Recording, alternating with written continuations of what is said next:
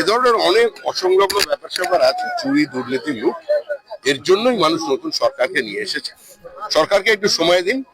এই লুটের বিরুদ্ধে আমাদের মুখ্যমন্ত্রী শুভেন্দু অধিকারী কঠোর হাতে প্রথম দিন থেকে ব্যবস্থা নিয়ে যাচ্ছেন এবং তিনি নিয়ে নেবেন। জনপ্রতিনিধির নিয়োগ, শিক্ষা দপ্তরের নিয়োগ এবং সেখানে সাংসদ বিধায়কদের নিয়োগ করা হচ্ছে। হ্যাঁ, সচেতন ভাবেই করা হয়েছে। আমরা বলেছি যে শিক্ষাঙ্গনকে আমরা রাজনীতি মুক্ত করব। রাজনীতি মুক্ত কিভাবে করা যায়? মহিলা অধ্যাপিকার উপরে প্লাস্টিকের জগ, জলের জগ যারা ছুঁড়ে মারা হচ্ছে, সেগুলোকে ঠেকানোর জন্য লোক দরকার। সেজন্যই নিয়ে যা রাস্তায় সারপ্রাইজ ভিজিট করছে, এটা কিভাবে দেখছেন?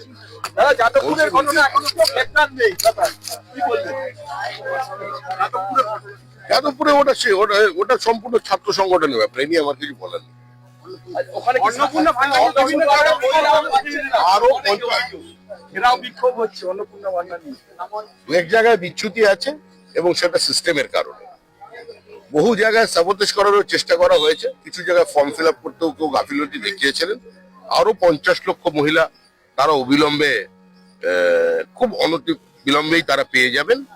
প্রত্যেকে অন্নপূর্ণা যোজনার টাকা পাবেন।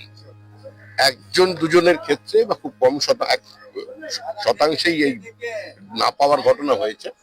1,20,00,000 মহিলা এর মধ্যে পেয়েছেন।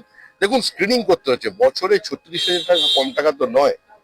এত লক্ষ পুরুষ তারা লক্ষ্মীর ভান্ডারের টাকা নিচ্ছেন, সরকারি কর্মচারী লক্ষ্মীর ভান্ডার পাচ্ছেন। আপনারা কি এটা চান যে যিনি স্কুলের শিক্ষিকা, যার বেতন 1 লক্ষ টাকার উপরে, তিনিও লক্ষ্মীর ভান্ডার পাবেন, তিনিও অন্নপূর্ণা যোজনা পাবেন? এটা কি চান? তো সোশ্যাল ওয়েলফেয়ার প্রজেক্ট তৈরি করা হয় মানুষের জন্য, তার জন্য নির্দিষ্ট ব্যবস্থা নেওয়া হয়েছে এবং যারা পাওয়ার জন্য উপযুক্ত তারা প্রত্যেকে পাবেন।